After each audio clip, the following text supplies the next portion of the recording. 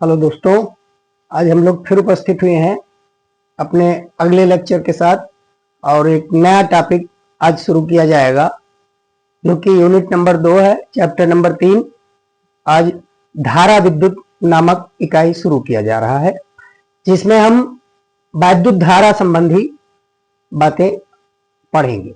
तो अभी तक जो चैप्टर हम लोग पढ़ रहे थे उसमें स्थिर आवेश के कारण वैद्युत क्षेत्र और उसके विभवांतर पर अध्ययन किया गया।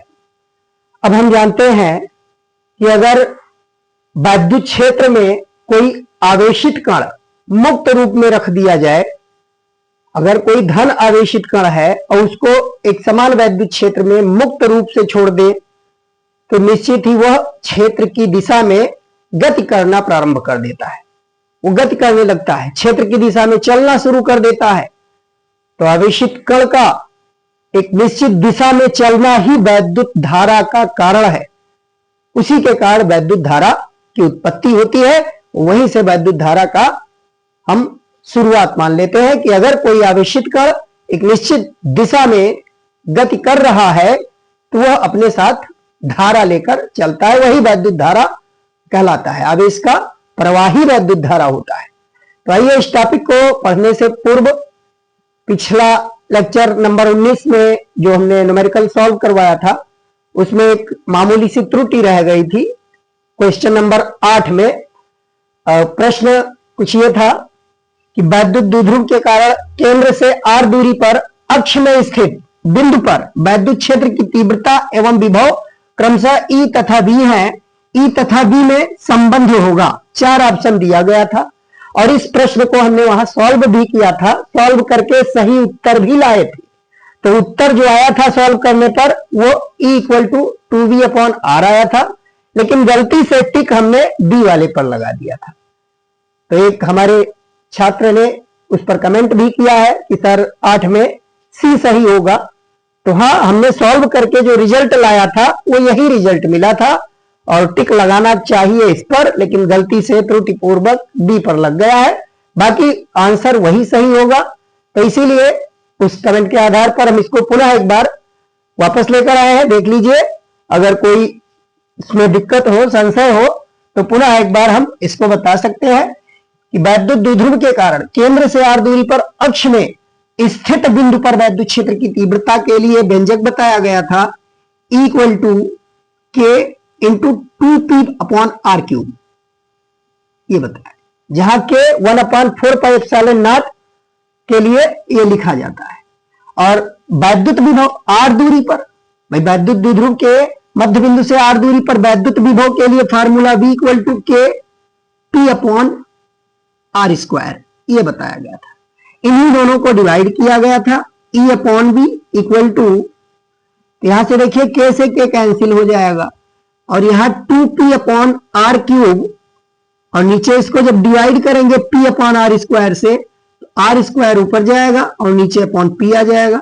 ये P से P कैंसिल हो रहा है और r² से इसकी 2 घात कैंसिल हो रही है, 1 घात r नीचे अभी भी बच रहा है।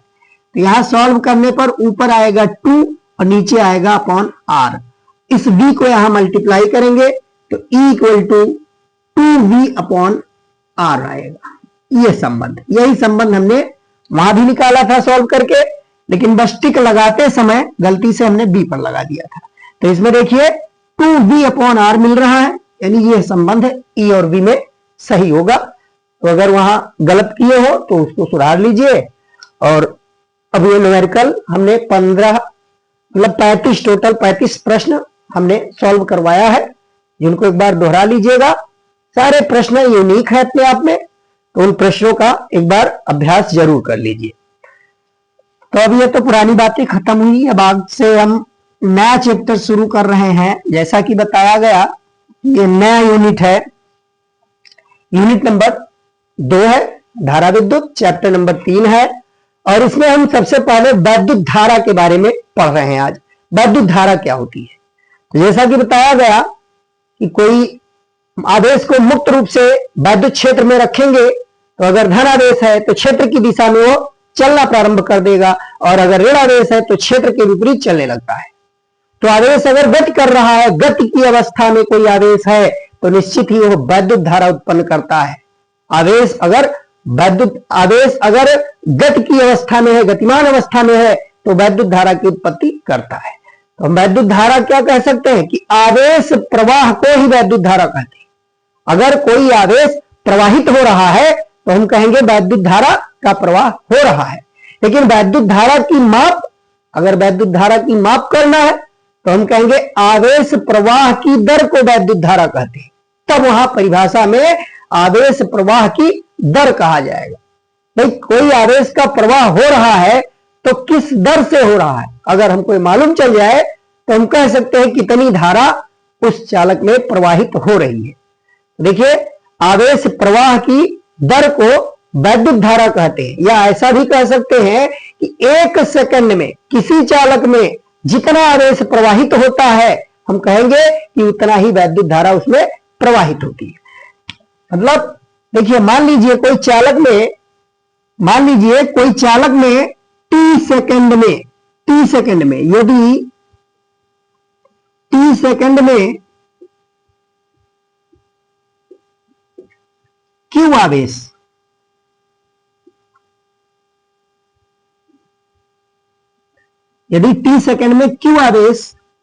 प्रवाहित हो रहा है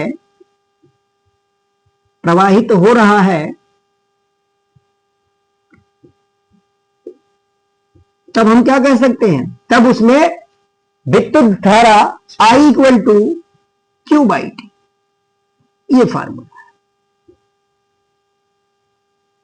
अगर Q आवेश T सेकंड तक प्रवाहित हो रहा है, T सेकंड में Q आवेश का प्रवाह हो रहा है, तो निश्चित रूप से उस चालक में विद्युत धारा Q/T के बराबर होगी। विद्युत धारा का ये फार्मूला है। देखिए, अगर Q का मान 1 हो जाए, और T भी 1 ले लिया जाए। देखिए, यदि T बराबर 1 सेकंड हो जाए और Q बराबर भी 1 सेकंड हो जाए, 1 कूलाम, Q आवेश है, आवेश का मात्रक कूलाम, मतलब 1 सेकंड के लिए 1 कूलाम का आवेश अगर प्रवाहित हो तो निश्चित ही हम कहेंगे उस चालक में धारा 1 एम्पियर बह रही है। यदि T बराबर 1 सेकंड और Q बराबर 1 कूलाम, तब I कितना होगा, I 1 एम्पियर के बराबर होगा। तब उस चालक में बहने वाली धारा 1 एम्पियर के बराबर होगी। अब Q बराबर 1 कूलाम का मतलब क्या हुआ, भाई 1 कूलाम आवेश है तो कितने इलेक्ट्रॉन का प्रवाह हो रहा है। जैसा कि हम जानते हैं वैद्युत धारा का एक फार्मूला हम क्वांटीकरण सिद्धांत से भी पढ़ चुके हैं कि अगर किसी चालक में n इलेक्ट्रॉनों का प्रवाह हो रहा है, यदि किसी चालक में n इलेक्ट्रॉनों का प्रवाह हो रहा है तो हम कहेंगे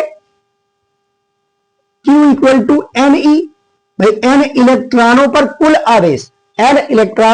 आवेश Q बराबर Ne होता है। क्वांटीकरण सिद्धांत में हम पढ़ चुके हैं, जहां n मुक्त इलेक्ट्रॉनों की संख्या है। अब ये आवेश ऋणावेश होता है, इलेक्ट्रॉन चूंकि ऋणावेशित कण है तो माइनस चिन्ह भी लगा सकते हैं, लेकिन यहां केवल परिमाण की बात की जा रही है। तो I बराबर होता है Q/T और Q बराबर पढ़ चुके हैं Ne, तो यहां Q का मान अगर रख दिया जाए इन दोनों फार्मूलों से, देखिए I बराबर Q/T और Q बराबर होता है Ne। तो इन दोनों समीकरण को अगर सॉल्व करें तो एक तीसरा समीकरण भी हमको प्राप्त हो सकता है, I = Ne/T। Q की जगह पर Ne रख देंगे तो I = Ne/T, ये मिल सकता है। अगर हमें मालूम हो कि कोई चालक में कितने इलेक्ट्रॉन कितने समय तक प्रवाहित हो रहे हैं, तब भी हम वैद्युत धारा ज्ञात कर सकते हैं। अगर आवेश के बारे में मालूम हो, कितना आवेश कितने समय में प्रवाहित किया जा रहा है, तब भी वैद्युत धारा हम निकाल सकते हैं। तो आवेश के टर्म में भी निकाल सकते हैं और मुक्त इलेक्ट्रॉनों की संख्या के टर्म में भी निकाल सकते हैं। अब देखिए, पीछे पढ़ चुके हैं कि अगर किसी चालक में 1 कूलाम का आवेश है, किसी चालक में 1 कूलाम का आवेश प्रवाह हो रहा है, तो 1 कूलाम आवेश में मुक्त इलेक्ट्रॉनों की संख्या कितना होता है, ये पीछे बताया जा चुका। 1 कूलाम आवेश में मुक्त इलेक्ट्रॉनों की संख्या मुक्त इलेक्ट्रॉनों की संख्या, ये इसी फार्मूले से निकाला जा सकता है। Q का मान 1 रख दिया जाए और E के मान से इसको भाग कर दिया जाए तो N का मान निकल आएगा। मतलब एक कूलाम आवेश में अगर इलेक्ट्रॉनों की संख्या निकालनी है तो Q बाई E निकालना पड़ेगा, और Q का मान 1 रख देंगे और E का मान 1.6 का घात -19 कूलाम ये रखा जाएगा, और फिर इसको सॉल्व करेंगे तो एक कूलाम आवेश में मुक्त इलेक्ट्रॉनों की संख्या 6.25 10 का घात 18 आता है। मतलब अगर किसी चालक में एक कूलाम का आवेश 1 सेकंड में प्रवाहित होता है तो हम कहेंगे कि उस चालक में 6.25 10 का घात 18 मुक्त इलेक्ट्रॉनों का प्रवाह 1 सेकंड में हो रहा है। 1 सेकंड में इतने मुक्त इलेक्ट्रॉन प्रवाहित हो रहे हैं। अगर किसी चालक में 1 कूलाम का आवेश प्रति सेकंड प्रवाहित होता है तो उसमें यह कहा जा सकता है कि उसमें 6.25 10 का घात 18 इलेक्ट्रॉन मुक्त इलेक्ट्रॉन 1 सेकंड में प्रवाहित होता है। तो ये मुक्त इलेक्ट्रॉन से संबंधित बातें थी। तो इस आधार पर भी हम कह सकते हैं, इस आधार पर भी हम परिभाषित कर सकते हैं कि यदि किसी चालक में 1 सेकंड में 6.25 10 का घात 18 मुक्त इलेक्ट्रॉन उसके एक सिरे पर प्रवेश करे और दूसरे सिरे से निकले तो उस चालक में प्रवाहित धारा 1 एम्पियर होगी। 1 एम्पियर की धारा उस चालक में प्रवाहित मानी जाएगी। जैसा कि हम पढ़ चुके हैं MKSA पद्धति। भाई MKS पद्धति के बाद में जब वैद्युत धारा की खोज हुई थी तो एक पद्धति उसी में नाम बढ़ा दिया गया था MKSA पद्धति, यानी मूल राशि में वैद्युत धारा को शामिल कर लिया गया था। और MKSA पद्धति के अनुसार ये वैद्युत धारा एक मूल राशि है और इसका जो मात्रक एम्पियर है उसको मूल मात्रक कहा गया था। तो एम्पियर भी एक मूल मात्रक है। एम्पियर को हम और क्या कह सकते हैं, तो देखिए यहां इस सूत्र के आधार पर अगर देखें तो इस सूत्र के आधार पर एम्पियर को हम कूलाम प्रति सेकंड भी कह सकते हैं। इस सूत्र के आधार पर अगर देखा जाए तो यहां I बराबर Q बाई T, I का मात्रक हमने बताया एम्पियर होता है। I मतलब वैद्युत धारा, तो वैद्युत धारा का SI मात्रक ये होता है एम्पियर। एम्पियर को लिखते हैं A से, इसको सिंबल दिया गया है कैपिटल A। एम्पियर को कैपिटल A से प्रदर्शित करते हैं। और सूत्र के अनुसार देखिए I बराबर होता है Q बाई T, और Q का मात्रक है कूलाम और T का है सेकंड। तो कूलाम प्रति सेकंड हम I को लिख सकते हैं, यानी एम्पियर को हम कूलाम प्रति सेकंड भी कह सकते हैं। परिभाषा से यही एम्पियर कूलाम प्रति सेकंड के भी बराबर होगा, चाहे कूलाम प्रति सेकंड कहिए या उसी को एम्पियर कहा जाता है।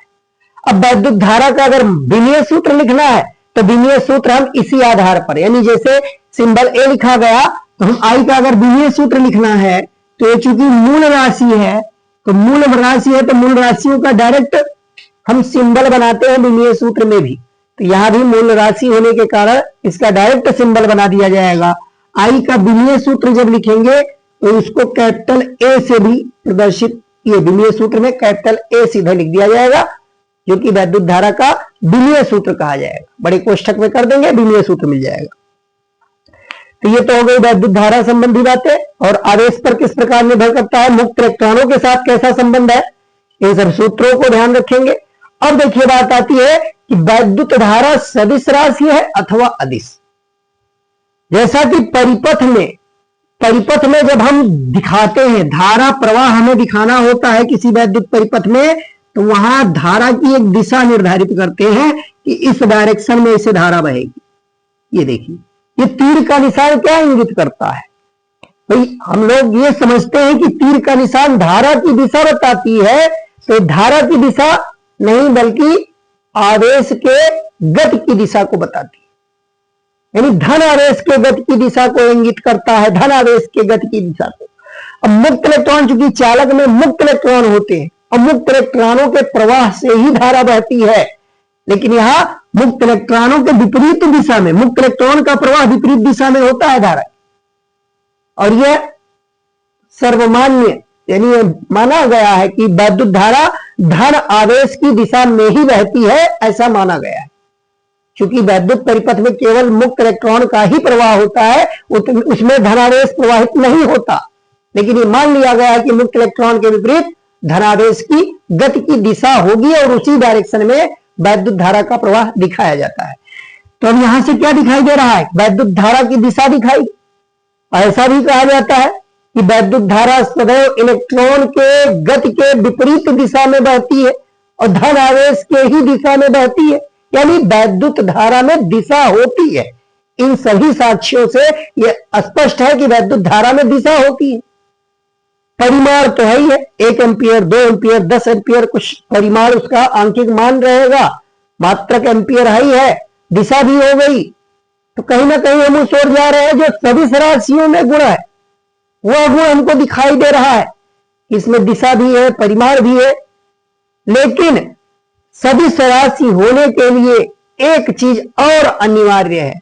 जब उस चीज पर ध्यान दिया गया, यानी एक परिपथ इस प्रकार से जोड़ा गया, एक परिपथ इस प्रकार से जोड़ा गया, 2 तार लिए गए और दोनों तार इस प्रकार से ले लिए गए जो परस्पर लंबवत थे, ये 90 डिग्री पर थे, और इस तार से 3 एम्पियर की धारा प्रवाहित की गई और इस तार में 4 एम्पियर की धारा प्रवाहित की गई और इन दोनों तार के जंक्शन को एक तीसरे तार के साथ ऐसे जोड़ दिया गया। अब इस तार में प्रवाहित धारा का जब मापन किया गया, जब इस तार में प्रवाहित धारा का मापन किया गया तो इसमें 7 एम्पियर की धारा मिली, जो यह बताती है कि यहां धारा का बीज गणितीय योग हुआ है, यह धारा का सीधा योग हो गया है, सदिश योग नहीं हुआ है। जबकि सदिश योग अगर होता तब हम कहते वैद्युत धारा सदिश राशि है। तो सदिश योग तब होता जब इसमें धारा 5 एम्पियर की बहती। तो 2 वेक्टर परस्पर लंबवत होते हैं तो उनका परिणामी कैसे निकालते हैं?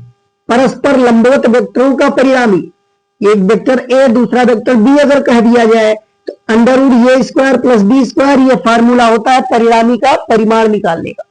तो इस फार्मूले के अनुसार अगर यहाँ धारा 3 एम्पियर है, ए मान ले उसके वेक्टर को, 4 एम्पियर को बी मान ले, तो इसमें धारा का परिणामी क्या मिलना चाहिए? 3 का स्क्वायर + 4 का स्क्वायर, यानी 9 और 16 का योग 25 हो जाएगा और 25 का वर्गमूल लेंगे तो 5 एम्पियर, यानी धारा इसमें 5 एम्पियर बहनी चाहिए। अगर इसको हम OA तार कहें, इसको OB कहें, तो OC में धारा 5 एम्पियर की अगर बहती तो हम वैद्युत धारा को सदिश मान सकते थे। लेकिन इस प्रयोग के आधार पर यह देखा गया कि यह सदिश के योग नियम का पालन नहीं करती। विद्युत धारा सदिश के योग के नियम का पालन नहीं करती है, इसलिए विद्युत धारा को कहा गया यह एक अदिश राशि है। ध्यान रखिए, विद्युत धारा कौन सी राशि है? तो विद्युत धारा एक अदिश राशि है।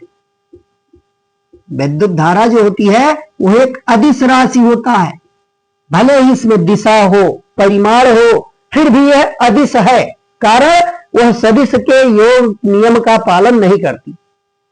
उसका सीधे बीजगणितीय योग 3 और 4 मिलकर 7 सीधे प्राप्त हो रहा है, दोनों का योग हो रहा है। तो सदिश योग नियम का पालन नहीं करती, इसलिए यह एक अदिश राशि है। देखिए, वैद्युत धारा के संबंध में और भी कुछ महत्वपूर्ण सूत्र हैं जो परीक्षाओं में पूछे जाते हैं, उन पर न्यूमेरिकल पूछे जाते हैं।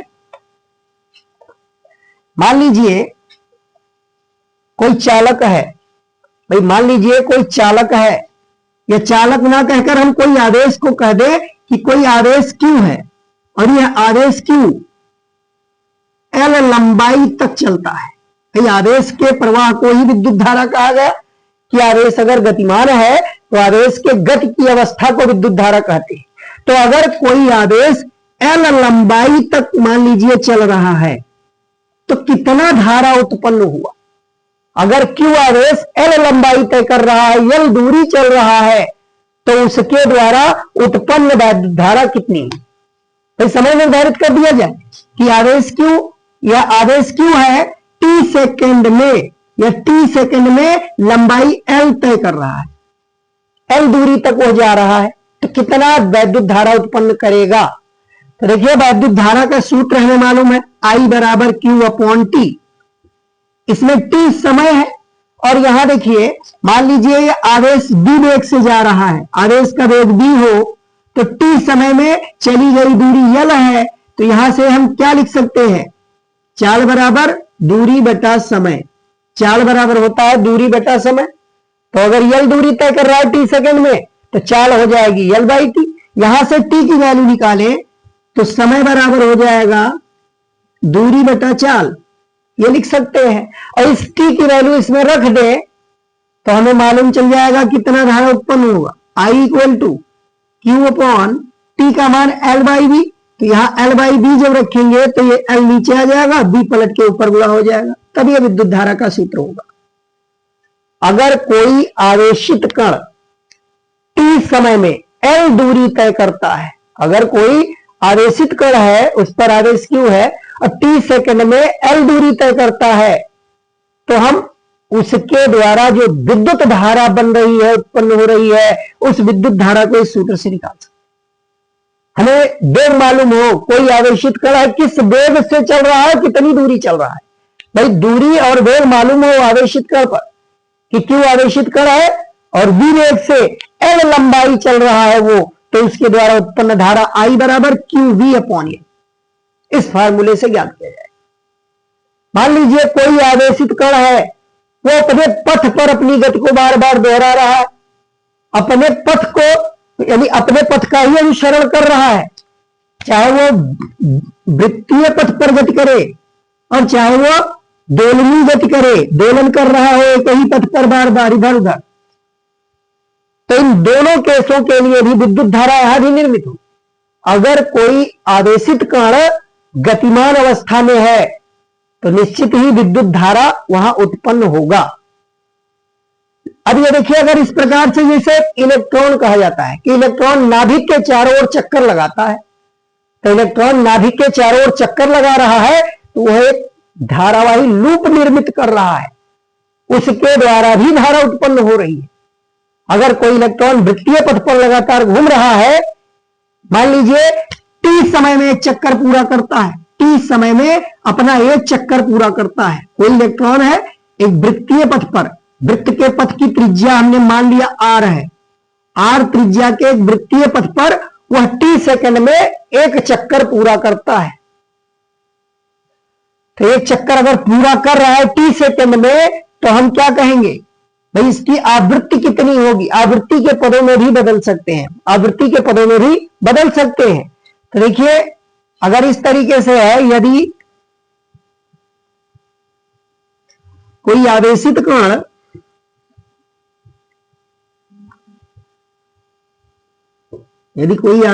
कहिए या कोई आवेश Q है, आवेश का परिमाण हमने Q लिख दिया, और वो T सेकंड में यदि कोई आवेश Q वृत्तीय पथ पर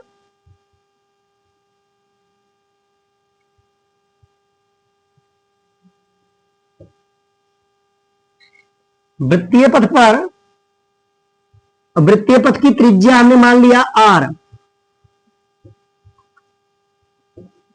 वृत्तीय पथ पर त्रिज्या R वाले वृत्त की बात की जा रही है, एक चक्कर T सेकंड में पूरा करता है।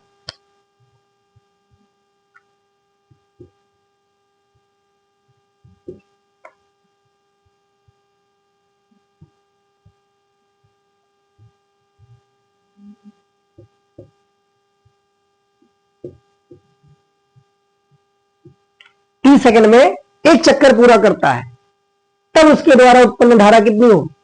देखिए उसके द्वारा अब कितनी धारा उत्पन्न कर रहा है, कितनी धारा बन रही है। ये अगर कोई आवेशित कण या कोई आवेश T सेकंड में एक वृत्तीय पथ पर गति करे, एक चक्कर पूरा करे विवेग से, तो उसके द्वारा उत्पन्न धारा कितनी होगी, इस प्रकार से भी न्यूमेरिकल पूछा जा सकता है। देखिए अगर वृत्तीय पथ पर चल रहा है तो T सेकंड में चली गई लंबाई कितनी होगी, T सेकंड में चली गई लंबाई कितनी होगी। यहां से अगर चल रहा है तो पुनः घूमता घूमता जब यहीं पहुंच जाएगा तो हम कहेंगे एक चक्कर पूरा हो गया। तो एक चक्कर में चली गई लंबाई जो होगी वो इस वृत्त के परिधि की लंबाई के बराबर होगी। परिधि कितना है 2πr, तो परिधि की लंबाई हो जाएगी 2πr। अब इसी लंबाई के फार्मूले में अगर हम 2πr रख दें, बेग अगर मालूम हो तो इसमें हम l की जगह पर 2πr भी रख सकते हैं। l की जगह पर 2πr रख देंगे तो i का पुनः हमको r के पदों में सूत्र मिल जाएगा। वृत्तीय पथ पर अगर गतिमान है तो यहां से हम सूत्र पुनः प्राप्त कर सकते हैं। देखिए, अच्छा यहीं से देखिए, एक पूरा चक्कर लगाने में लगा समय t है तो इसको कैपिटल T लिख दिया जाए, i बराबर Q अपॉन कैपिटल T। और इस t को क्या लिख सकते हैं, समय बराबर होता है दूरी बटा चाल, समय बराबर होता है दूरी बटा चाल। तो 2πr एक चक्कर में चली गई दूरी है, और किस चाल से चल रहा है, तो v चाल से चल रहा है। तो t की जगह पर हम 2πr/v रखेंगे तो यहीं से देखिए पुनः यही सूत्र मिल जाएगा, i इक्वल टू t की जगह पर 2πr/v, तो qv ऊपर हो जाएगा और नीचे आ जाएगा बटा 2πr। ये फार्मूला वही चीज है, इसमें l की जगह पर केवल 2πr रखा गया है, l की जगह पर 2πr रख देंगे तो वही फार्मूला हमको यहां मिल जाएगा। तो अगर कोई आवेश है या आवेशित कण है या इलेक्ट्रॉन मान लीजिए, तो अगर इलेक्ट्रॉन कहेंगे तो इलेक्ट्रॉन पर आवेश E होता है, Q की जगह पर वहां हम E लिख देंगे सिंबल, बस ये इलेक्ट्रॉन के लिए फार्मूला प्राप्त हो जाएगा। कभी कभी न्यूमेरिकल में इलेक्ट्रॉन का फ्रीक्वेंसी दिया रहेगा, आवृत्ति मालूम रहेगा, तो प्रश्न में बताया जाएगा कि 1 सेकंड में 10 चक्कर या 1 सेकंड में 20 चक्कर कोई इलेक्ट्रॉन वृत्तीय पथ पर लगा रहा है, तो बताइए वो कितनी धारा उत्पन्न कर रहा है। इस प्रकार से भी प्रश्न बन सकता है। तो अगर आवृत्ति के पदों में प्रश्न पूछा जाए, तो अगर ये बता दिया जाए कि 1 सेकंड में कितना चक्कर लगा रहा है, तो जैसा कि हमें मालूम है आवृत्ति क्या है, प्रति सेकंड चक्करों की संख्या। कोई आवेशित कर दोलन कर रहा हो या वृत्तीय पथ पर अपनी गति को दोहरा रहा हो, तो 1 सेकंड में जितना चक्कर लगाएगा वही उसकी आवृत्ति कहलाएगी। प्रति सेकंड चक्करों की संख्या को ही आवृत्ति कहते हैं। और आवृत्ति क्या होता है, आवर्त काल का व्युत्क्रम, आवर्त काल का व्युत्क्रम होता है आवृत्ति। तो अगर हमको ये मालूम है तो हम इसी सूत्र में 1/t को f लिख सकते हैं। तो अगर कोई इलेक्ट्रॉन है, यदि एक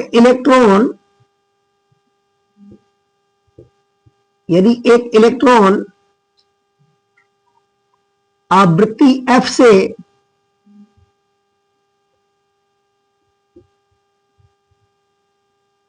से चक्कर लगा रहा है,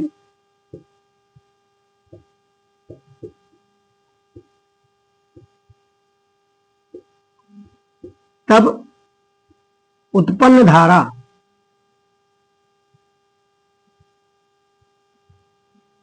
कितनी विद्युत धारा का उत्पादन हो रहा है। तो देखिए इसी फार्मूले से I बराबर होता है Q/T, और 1/T यहां Q की जगह पर इलेक्ट्रॉन कह दिया गया, इलेक्ट्रॉन कह दिया गया तो I बराबर हम लिख देंगे E बटा कैपिटल T, और इसमें 1/T को F लिख देंगे तो E इंटू F। ये भी फार्मूला ध्यान रखिए, ये फार्मूला भी, इस फार्मूले पर न्यूमेरिकल पूछा जा सकता है, जहां F क्या है, प्रति सेकंड चक्करों की संख्या। अगर ये मालूम हो कोई कंपन कर रहा है या दोलन कर रहा है आवेशित कण, तो वहां बताया जाएगा कि प्रति सेकंड इतने कंपन कर रहा है या प्रति सेकंड कितना दोलन कर रहा है, तो उसको हम आवृत्ति कह लेंगे। और यहां अगर वृत्तीय पथ पर गति कर रहा है तो प्रति सेकंड चक्करों की संख्या उसकी आवृत्ति कहलाएगी। I बराबर E इंटू एफ कर देंगे। इलेक्ट्रॉन पर आवेश E होता है, E की वैल्यू 1.6 10⁻⁻19 कूलम, और F दिया रहेगा पर सेकंड चक्करों की संख्या, रख के भी हम विद्युत धारा निकाल सकते हैं। तो विद्युत धारा के संबंध में हमने कुछ महत्वपूर्ण बातें आज पढ़ी।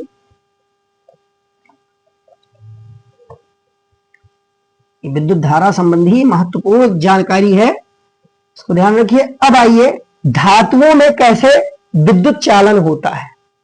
तो धातुओं में विद्युत धारा का प्रवाह किस आधार पर होता है, कौन उसके जिम्मेदार होते हैं। तो अगला टॉपिक है धात्विक चालक में वैद्युत आवेशों का प्रवाह।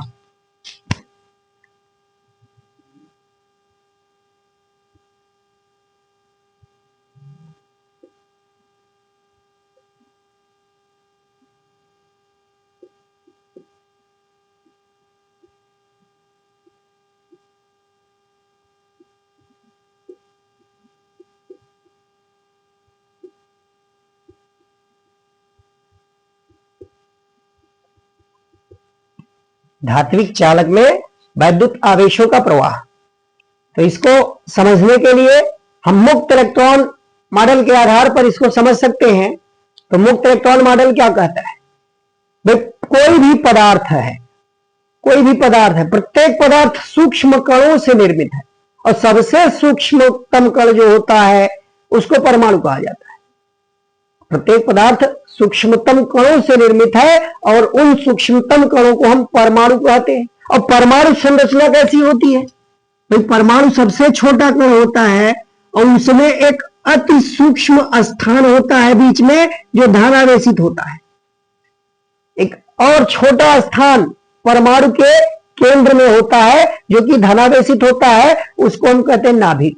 और नाभिक में प्रोटॉन और न्यूट्रॉन की उपस्थिति होती है, जबकि इस नाभिक के चारों ओर विभिन्न कक्षाओं में इलेक्ट्रॉन गत्यात्मक अवस्था में रहते हैं।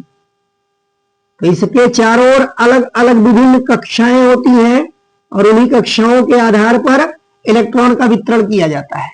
सबसे नजदीक कक्षा जो है नाभिक के, उसको के कोष कहा जाता है और इसमें अधिकतम 2 इलेक्ट्रॉन रह सकते हैं। दूसरी कक्षा जो है उसको एल कोष कहते हैं, इसमें अधिकतम 8 इलेक्ट्रॉन रह सकते हैं।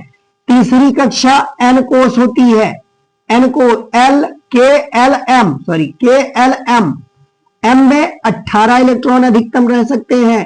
और ये चौथी कक्षा है एन कोष, इसमें 32 इलेक्ट्रॉन अधिकतम रह सकते हैं। 2, 8, 18, 32। ये रसायन विज्ञान में भी पढ़ चुके हो, भौतिक विज्ञान में भी पीछे टॉपिक में अगर परमाणु संरचना कहीं पढ़े होंगे तो वहां बताया गया होगा। इस प्रकार से इलेक्ट्रॉनों का वितरण होता है। इलेक्ट्रॉन जो होता है नाभिक के चारों ओर गति करता रहता है और उसकी गति 2 तरह की होती है। एक तो नाभिक के चारों ओर परिक्रमण करता है और दूसरा स्पिन होता है, उसमें अपनी धुरी पर भी वो घूमता है। 2 प्रकार की गति होती है। इसमें नाभिक के चारों ओर गति के कारण इसमें क्या होता है? आघूर्ण, भाई चुंबकीय आघूर्ण होता है मुक्त इलेक्ट्रॉनों में।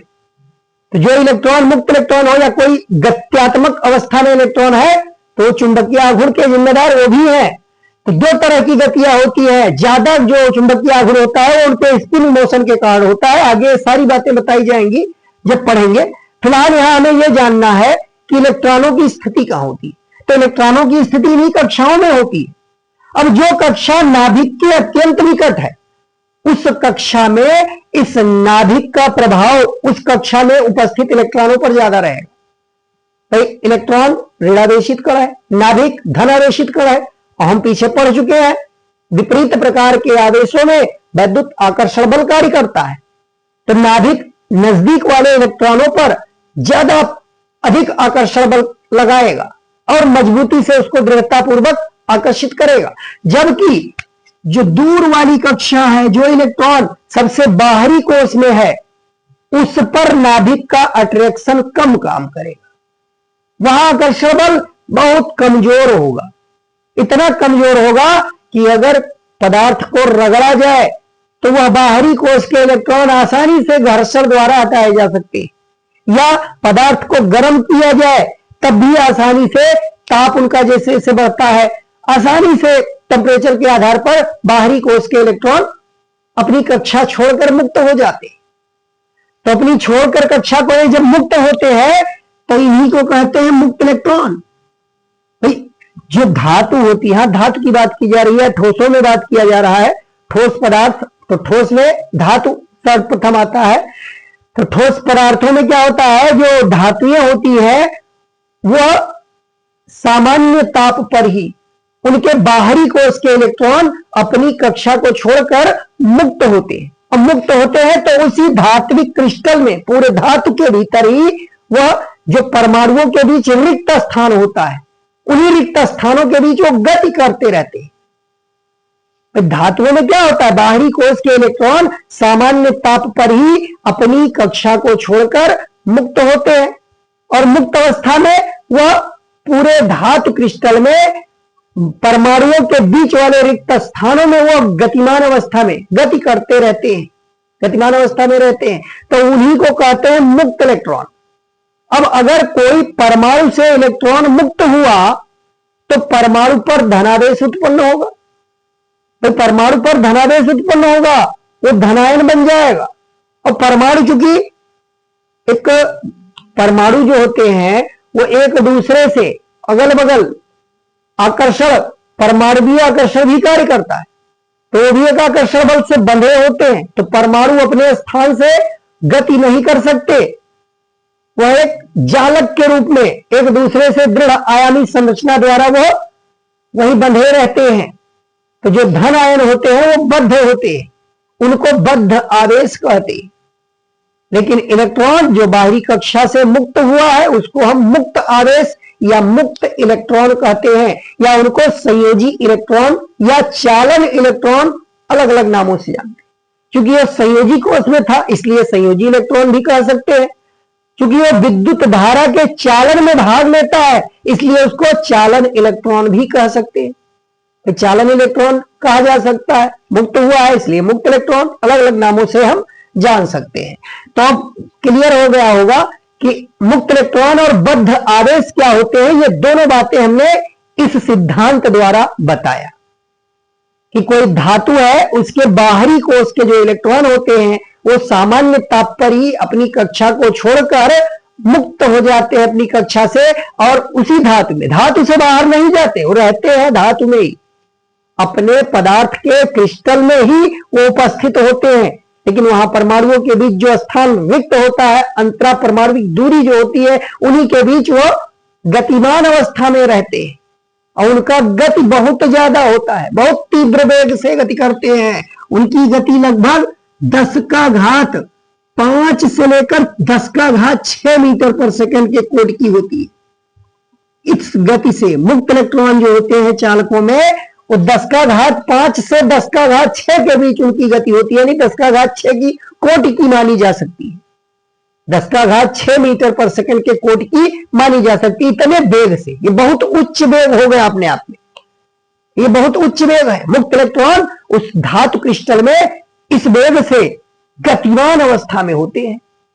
तो अगर धातु क्रिस्टल में गतिमान अवस्था में होते हैं और पीछे बताया गया विद्युत धारा की परिभाषा में कि आवेश अगर गतिमान अवस्था में है तो विद्युत धारा उत्पन्न होती, तो चालक में अगर इतने वेग से कोई मुक्त इलेक्ट्रॉन गतिमान है तो प्रत्येक चालक में बिना स्रोत के धारा बहनी चाहिए, लेकिन वहां धारा नहीं बहती। इसका कारण क्या है, आइए जानते हैं कि इसमें मुक्त इलेक्ट्रॉन इतने वेग से गतिमान होते हैं, उसके बावजूद भी विद्युत धारा का प्रवाह उसमें नहीं होता। उसका कारण क्या है, यह मुक्त इलेक्ट्रॉनों का ऊष्मीय वेग होता है।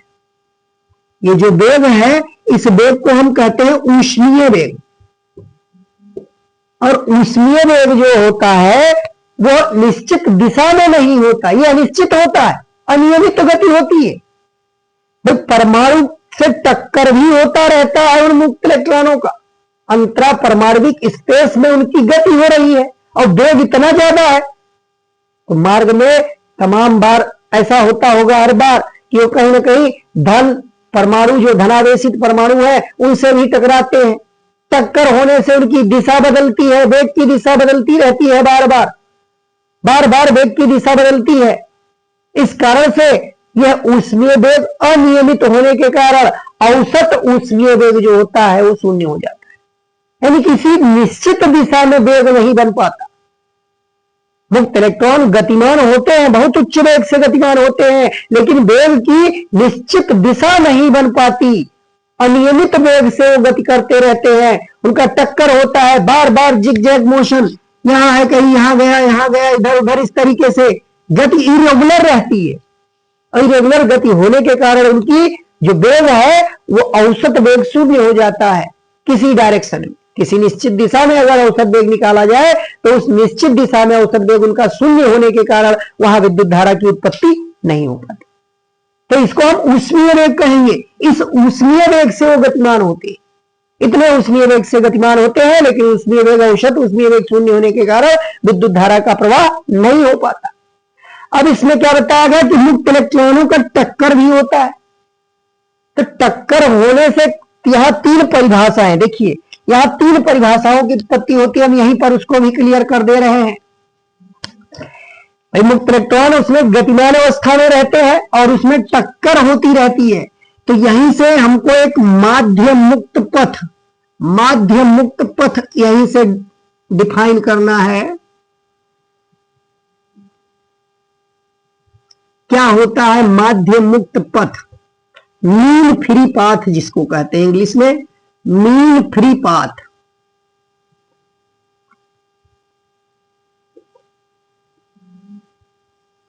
और यहीं से श्रांति काल की एक परिभाषा उत्पन्न होगी, श्रांति काल,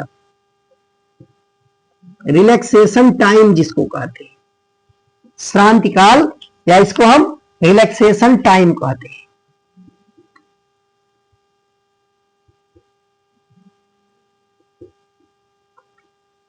रिलैक्सेशन टाइम क्या होता है? श्रांति काल क्या होता है? रिलैक्सेशन टाइम और माध्य मुक्त पथ, आइए जानते हैं। हमें क्या बताया कि मुक्त इलेक्ट्रॉन जो होते हैं वह धातुओं में अनियमित गति करते हैं, किसी निश्चित दिशा में उनका औसत ऊष्मीय वेग 0 होता है। भाई लगातार दिशा बदलती है, तो मान लीजिए एक दिशा में u1 वेग है, दूसरे दिशा में u2 वेग है, तीसरे दिशा में u3 वेग है। इस तरीके से u1, u2, u3, u4 dot dot dot जितनी भी दिशाएं हैं उन सभी दिशाओं का और उसमें मुक्त इलेक्ट्रॉनों की संख्या का अगर अनुपात करें तो इसी को कहते हैं औसत ऊष्मीय वेग, और इसका मान निकालने पर ये 0 आता है। औसत ऊष्मीय वेग 0 होता है। औसत ऊष्मीय वेग 0 होने के कारण विद्युत धारा नहीं बन पाती, विद्युत धारा 0 रहता है। तो अब देखिए इसमें टक्कर हो रही है, तो 2 क्रमागत टक्करों, भाई बार बार जब टक्कर हो रहा है, मुक्त इलेक्ट्रॉन अनिश्चित रूप से गति करते हैं, धनावेशित परमाणुओं से टकराते हैं, तो 2 क्रमागत मतलब 2 लगातार टक्कर जो होता है, उन टक्करों के बीच चली गई माध्य दूरी, 2 क्रमागत मुक्त इलेक्ट्रॉनों की 2 क्रमागत टक्करों के बीच चली गई औसत या माध्य दूरी को हम माध्य मुक्त पथ कहते हैं। कोई धात्विक पृष्ठ है या धातु है, कोई धातु चालक लिया गया है, उसमें 2 क्रमागत टक्करों, मुक्त इलेक्ट्रॉनों की 2 क्रमागत टक्करों के बीच चली गई माध्य दूरी को हम क्या कहते हैं? माध्य मुक्त पथ। अब माध्य मुक्त पथ को हम लैम्डा से प्रदर्शित करते हैं। माध्य मुक्त पथ को लैम्डा से प्रदर्शित किया जाता है, और लैम्डा क्या है? यह एक दूरी है। कौन सी दूरी? तो मुक्त इलेक्ट्रॉन 2 क्रमागत टक्करों में जितनी औसत दूरी तय करता है उसी को माध्य मुक्त पथ कहा है। इसके लिए एक सूत्र है, 1/√2 पाई md²। यह फार्मूला है, ये मुक्त माध्य पथ का या माध्य मुक्त पथ, बीम फ्री पथ, तो माध्य मुक्त पथ का यह फार्मूला है। कभी कभी डायरेक्ट फार्मूला भी परीक्षाओं में पूछा गया है कि निम्न में से मुक्त इलेक्ट्रॉनों का माध्य मुक्त पथ का सही सूत्र कौन सा है? तो ये ध्यान रखिए, lambda equal to 1/√2 pi md², जहां n क्या है? n है प्रति एकांक आयतन में मुक्त इलेक्ट्रॉनों की संख्या, और d परमाणु का व्यास है। तो d यहां परमाणु का व्यास है और n एकांक आयतन में मुक्त इलेक्ट्रॉनों की संख्या है। तो इस सूत्र से हम माध्य मुक्त पथ की गणना कर सकते हैं। अब देखिए माध्य मुक्त पथ मालूम चल गया। अब श्रांति काल क्या है? तो श्रांति काल क्या होता है? देखिए यहीं पर श्रांति काल क्या होता है?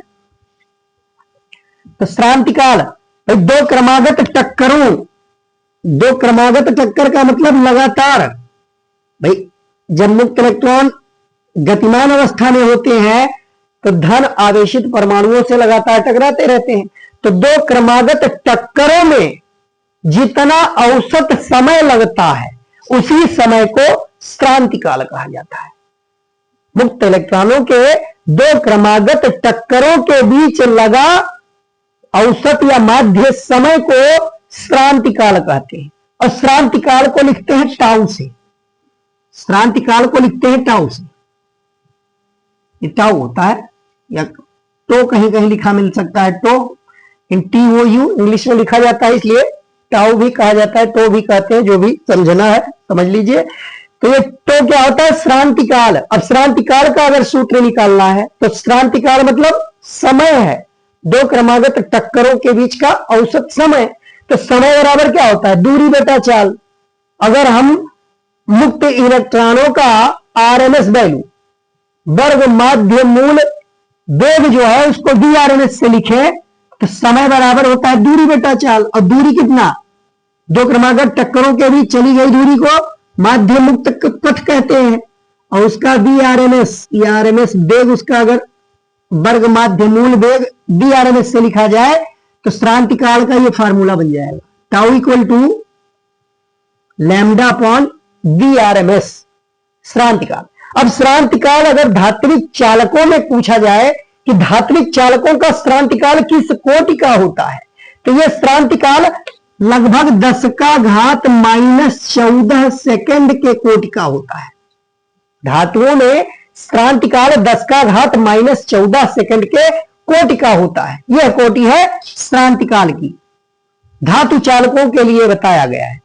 धातु चालकों में जो मुक्त दो क्रमागत टक्करों में मुक्त इलेक्ट्रॉनों का औसत समय है वो 10 का घात -14 सेकंड होता है। तो देखिए दोनों बातें हो गई। अब एक तीसरी बात हमें जाननी है, माध्य मुक्त पथ श्रांति काल के बाद में एक अपवाह वेग समझना है। अपवाह वेग क्या होता है, तो अपवाह वेग समझने से पहले एक बात और हमको यहां जानना जरूरी है। यह तो धातु चालकों में बताया गया कि धातु चालकों में जो विद्युत धारा का प्रवाह होता है वो मुक्त इलेक्ट्रॉनों द्वारा होता है। केवल मुक्त इलेक्ट्रॉन है इसमें धन आवेश जो होते हैं बद्ध होते हैं। धातु चालकों में धनावेश बद्ध होते हैं, वो गतिमान नहीं होते, इसलिए धारा, विद्युत धारा का प्रवाह या विद्युत चालन मुक्त इलेक्ट्रॉनों द्वारा चालकों में होता है या धातुओं में होता है। अब अगर बात करें द्रव में, जैसे विद्युत अपघट्य द्रव होता है, अमोनियम क्लोराइड है, जैसे इलेक्ट्रॉन से सेल में देखिए अमोनियम क्लोराइड में दो धात्विक क्षण रूबी होती है, उसके द्वारा भी विद्युत धारा का चालन होता है। तो उसमें कौन विद्युत धारा प्रवाहित करता है, द्रवों में विद्युत धारा का चालन किसके द्वारा होता है, तो वहां मुक्त इलेक्ट्रॉन नहीं होते। मुक्त इलेक्ट्रॉन केवल और केवल धातुओं में पाए जाते हैं, द्रवों में नहीं। द्रवों में विद्युत धारा का जो प्रवाह होता है वो आयनों द्वारा होता है, आयनों द्वारा होता है। जब विद्युत अपघटन द्रवों का कराया जाता है तो अपने आयनों में वियोजित होता है, धन आयन और ऋण आयन दोनों तरह के आयन होते हैं, इसलिए विद्युत चालन वहां धन आयन और ऋण आयन दोनों प्रकार के आयनों द्वारा होता है। गैसों में भाई कोई आयनीकृत गैस है, आयोनाइज्ड गैस अगर है कोई, तो उस गैस में भी विद्युत धारा का चालन हो सकता है और वहां भी आयनों द्वारा ही होता है। गैसें जब आयनित होंगी तो धन आयन या ऋण आयन का निर्माण करेंगी, धन आयन ऋण आयन वहां मौजूद होंगे। तो गैसों और द्रवों में जो विद्युत धारा का चालन होता है वह आयनों द्वारा होता है, जबकि धातुओं में मुक्त इलेक्ट्रॉनों द्वारा होता है। अगर प्रश्न में पूछ लिया जाए अर्धचालकों में विद्युत चालन किसके द्वारा होता है, तो अर्धचालक में आगे पढ़ोगे इलेक्ट्रॉन के साथ साथ एक रिक्त स्थान वहां पॉजिटिव यानी धन आवेश रखने वाला होता है, जिसको हम कोटर कहते हैं।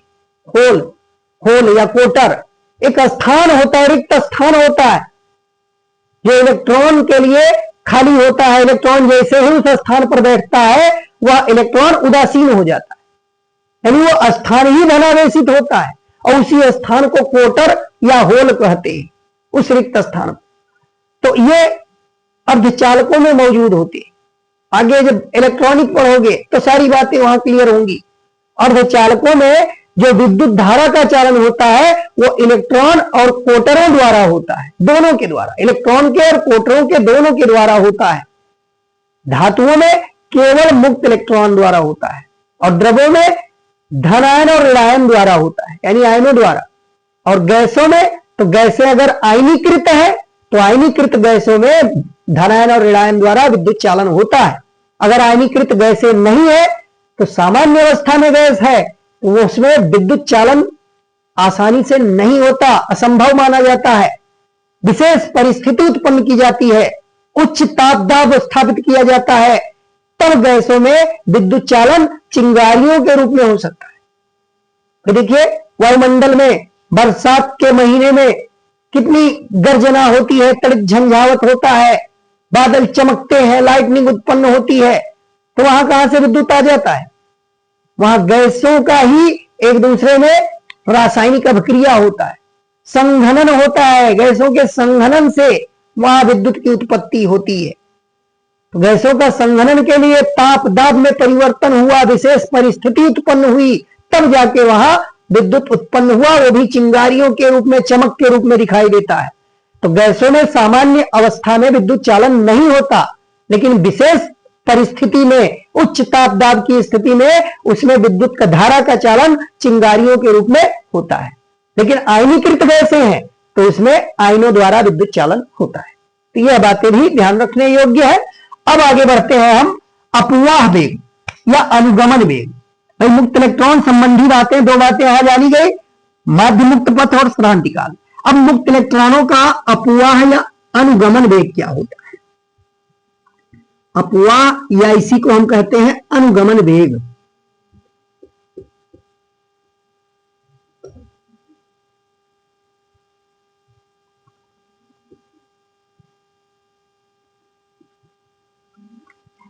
अपवाह या अनुगमन वेग, जैसा कि बताया गया, ऊष्मीय वेग जो होता है अनियमित होता है, यानी धातु चालक में मुक्त इलेक्ट्रॉन ऊष्मीय वेग से गतिमान होते हैं, परंतु जब उन धातु चालकों के सिरों पर कोई बैटरी जोड़ दी जाए, कोई धात्विक तार है, ये मान लीजिए धात्विक तार है, भाई तार बेलनाकार लिया जा सकता है, ये बेलन का आकार बेलनाकार होता है, तो इस तरीके से हमने बेलनाकार दिखा दिया। अब इसके सिरों को हमने किसी स्रोत से जोड़ दिया, एक स्रोत से जोड़ दिया, स्रोत मतलब बैटरी या सेल लगा दिया गया, तो क्या होगा?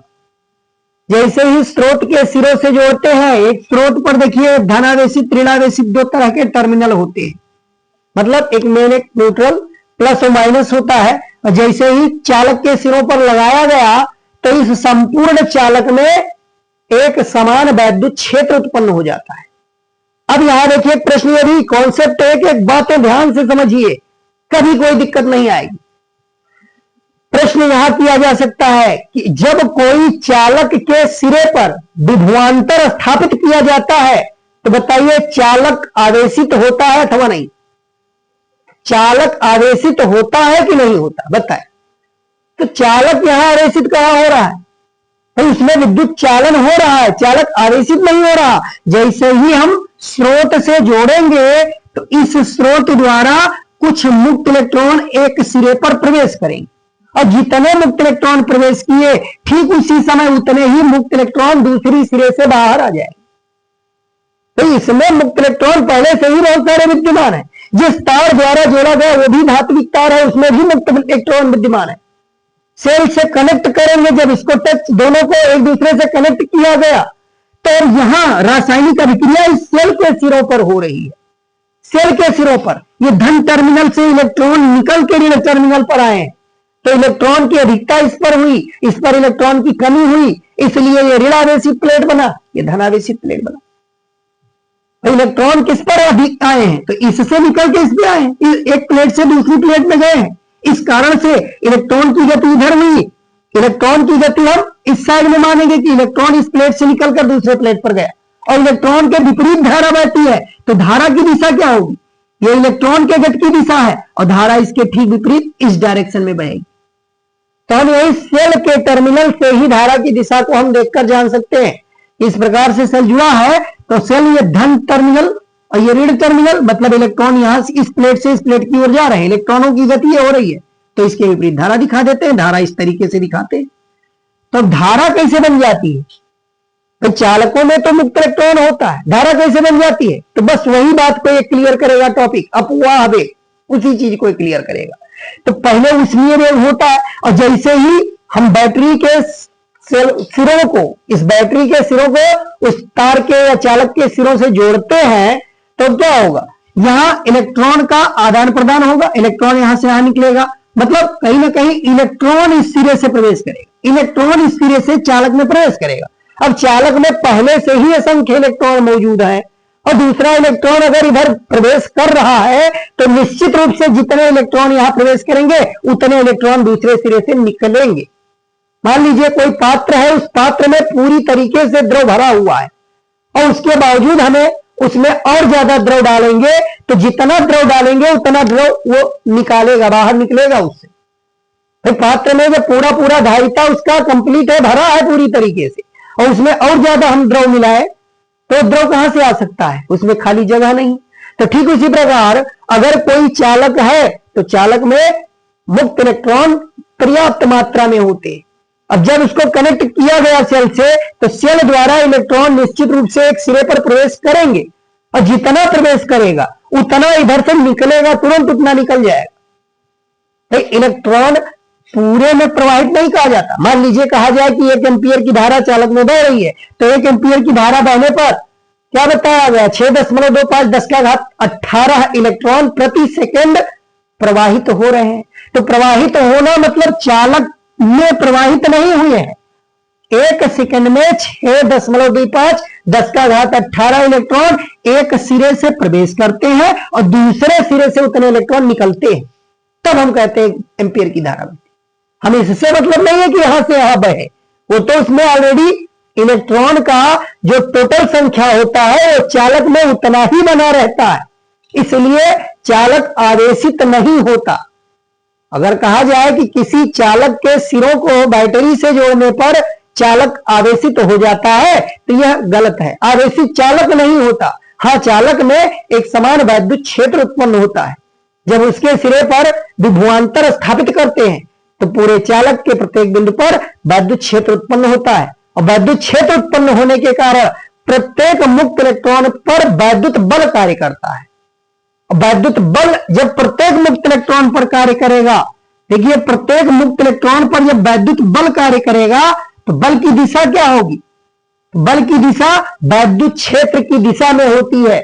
अब जब इधर जोड़ा गया, देखिए ये धन टर्मिनल ऋण टर्मिनल जैसे ही जोड़ा गया तो इसमें धारा की दिशा ये दिखाई गई और इलेक्ट्रॉन की दिशा इसके विपरीत। तो धारा की दिशा में ही वैद्युत क्षेत्र की दिशा ये होगी, ये वैद्युत क्षेत्र की दिशा कही जाएगी। धारा की दिशा ही वैद्युत क्षेत्र की दिशा होती है। ये वैद्युत क्षेत्र ई की दिशा ये हो जाएगी, इस डायरेक्शन में वैद्युत क्षेत्र उत्पन्न होगा। और वैद्युत क्षेत्र क्या बताया गया है, धन आवेश से ऋण आवेश की ओर। तो अब यहां परिपथ बीच में कटा हुआ दिख रहा है, परिपथ में ये धन आवेश इधर आएगा, ऋण आवेश इधर, इस तरीके से वैद्युत क्षेत्र हम वैद्युत धारा की डायरेक्शन में ही दिखाएंगे। वैद्युत धारा अगर इस दिशा में बह रही है तो वैद्युत क्षेत्र ये हो जाएगा, और वैद्युत क्षेत्र अगर इस डायरेक्शन में है तो इलेक्ट्रॉन क्या होते हैं, मुक्त इलेक्ट्रॉन वैद्युत क्षेत्र के विपरीत दिशा में चलते हैं, तो मुक्त इलेक्ट्रॉनों की गति इस डायरेक्शन में होगी। इसमें जो मुक्त इलेक्ट्रॉन है वो विपरीत दिशा में वैद्युत क्षेत्र के गतिमान होंगे, विपरीत दिशा में गतिमान होते। अब गतिमान विपरीत दिशा में कब होते हैं, जब विभवांतर स्थापित करते हैं। अब उनका उष्मीय वेग जो पहले था उस पर अब एक दूसरा वेग आरोपित होगा, उसी वेग को कहेंगे अपवाह या अनुगमन वेग। मतलब वह वेग समाप्त नहीं होता, उष्मीय वेग भी होता है, लेकिन उसकी वैल्यू इस वेग के आगे लगभग नगण्य हो जाती है, उसी पर यह आरोपित हो जाता है, विभवांतर प्रभावी हो गया। तो उष्मीय वेग अब खत्म होके अब एक दूसरा नया वेग एक निश्चित डायरेक्शन में मुक्त इलेक्ट्रॉन चलने लगते हैं। पहले अनियमित गति थी, एक निश्चित दिशा नहीं थी, अलग अलग दिशाओं में गति होती थी। अब मुक्त इलेक्ट्रॉन एक निश्चित दिशा में नियत वेग से गति करते हैं, उसी नियत वेग को मुक्त इलेक्ट्रॉनों का अपवाह या अनुगमन वेग कहते हैं। तो अपवाह या अनुगमन वेग को हम परिभाषित कर सकते हैं कि जब किसी चालक के सिरों पर बैटरी द्वारा वैद्युत विभवांतर स्थापित किया जाता है तो उसमें उपस्थित मुक्त इलेक्ट्रॉन एक निश्चित दिशा में एक निश्चित वेग से गति करने लगते हैं। वही मुक्त इलेक्ट्रॉनों का वेग उनका अपवाह या अनुगमन वेग कहलाता है। तो मुक्त इलेक्ट्रॉनों के इस वेग को ही हम अपवाह या अनुगमन वेग कहते हैं। यह वेग बहुत ही सूक्ष्म होता है, यह वेग बहुत ही सूक्ष्म होता है। बट पहले बताया गया उष्मीय वेग 10⁵ से 10⁶ मीटर प्रति सेकंड के कोटि का होता है। उसकी तुलना में जो अपवाह वेग होता है ये 10⁻⁻4 से 10⁻⁻5 मीटर प्रति सेकंड इस कोटि का होता है। ये 10⁻⁻4 से 10⁻⁻5 मीटर प्रति सेकंड के कोटि का होता है अपवाह या अनुगमन वेग। तो वो प्लस में वैल्यू थी 10⁻+5 से 6 और ये -4 से -5 यानी उसकी तुलना में बहुत ज्यादा छोटा है। बहुत छोटी वैल्यू है। अपवाह वेग एक बहुत सूक्ष्म वेग है। तो एक सूक्ष्म वेग से ये इलेक्ट्रॉन एक निश्चित दिशा में गति करते हैं। तो कहीं ना कहीं प्रश्न ये उठ रहा है दिमाग में कि अगर मुक्त इलेक्ट्रॉन चालक में अपवाह वेग से गति करते हैं और इतना सूक्ष्म अपवाह वेग है, तो किस प्रकार से हम स्विच को जब ऑन करते हैं तो तुरंत लाइट या तुरंत पंखा क्यों चलने लगता है? तो मुक्त इलेक्ट्रॉन का वेग इतना स्लो है, इतना कम है, तो तुरंत कैसे एक्टिविटी होती है इलेक्ट्रॉनिक डिवाइस में कि जैसे ही हम स्विच ऑन करते हैं दूर लगा हुआ बल्ब तुरंत जल जाता है। तो मुक्त इलेक्ट्रॉन तो बहुत स्लो, बटन ऑन किया गया मतलब वहां उनके सिरों पर विभवांतर स्थापित हुआ, तो यहां से वहां तक इलेक्ट्रॉन पहुंचने में समय लगेगा तब तो पहुंचेगा। यह नहीं है, गलत है, यह उदाहरण गलत है। इलेक्ट्रॉन पहले से ही चालक में मौजूद होते हैं, जैसा कि यहां बताया गया। भाई कहीं ना कहीं वह इलेक्ट्रॉनिक डिवाइस चालकों से जुड़ा है, तार से जुड़ा है, और उन सब में पहले से ही मुक्त इलेक्ट्रॉन, बस बटन ऑन किया गया कि तुरंत उसमें इलेक्ट्रॉन प्रवेश कर जाएगा, और इलेक्ट्रॉन एक सिरे पर जैसे ही प्रवेश किया दूसरे सिरे से उतना इलेक्ट्रॉन निकल जाएगा, तो निश्चित रूप से धारा प्रवाहित होगी। या इसका एक कारण हम यह भी बता सकते हैं कि जैसे ही मुक्त इलेक्ट्रॉन पर हम विभवांतर, चालक के सिरों पर विभवांतर स्थापित करते हैं, मुक्त इलेक्ट्रॉनों में जो ही अपवाह वेग शुरू होता है तो अपवाह वेग के कारण उसमें विद्युत चुंबकीय तरंग उत्पन्न हो जाती है, और वो विद्युत चुंबकीय तरंग प्रकाश के चाल से चलती है, इसीलिए वो इलेक्ट्रिक वाला गुण जो है वो प्रकाश के चाल से उसी स्पीड में बहुत तीव्र गति से, जैसे ही स्विच हमने ऑन किया कि पंखा तुरंत चलना शुरू कर दिया, जैसे ही स्विच ऑन किया गया लाइट तुरंत जल जाता है। तो उसमें जो विद्युत चुंबकीय तरंग उत्पन्न होती है उसी कारण से यह प्रक्रिया तेजी से हो जाती है। तो ऐसा भी कहा जा सकता है, लेकिन यह भी सत्य है कि चालक से ही जुड़ा हुआ है सारा इलेक्ट्रॉनिक डिवाइस, सब एक दूसरे से चालकों से जुड़े हैं। चालक में पहले से ही मुक्त इलेक्ट्रॉन मौजूद है, बस विभवांतर वहां स्थापित किया गया कि उनकी दिशा निश्चित हो गई। जैसे ही विभवांतर स्थापित करेंगे एक निश्चित दिशा में तुरंत इलेक्ट्रॉन प्रवेश करेगा, दूसरे सिरे से निकलेगा, मतलब धारा प्रवाह शुरू हो गया, तुरंत धारा का प्रवाह होगा। तो इस तरीके से हम लोग विद्युत धारा के बारे में आज विधिवत अध्ययन किया गया, अपवाह वेग के बारे में जाना गया, अनुगमन वेग क्या है, मुक्त इलेक्ट्रॉन का माध्य मुक्त पथ क्या है, श्रांतिकाल क्या है, बहुत सारी बातें हमने आज क्लियर कर ली है। अब नेक्स्ट डे हम इस अपवाह वेग में वैद्युत धारा का संबंध बताएंगे। वैद्युत धारा अपवाह वेग में क्या संबंध है, गतिशीलता क्या होती है, वैद्युत प्रतिरोध क्या होता है, ओम का नियम क्या है। ऐसे ही महत्वपूर्ण टॉपिकों का अध्ययन अब अगले नेक्स्ट लेक्चर में किया जाएगा। तो आज के लिए इतना ही, धन्यवाद।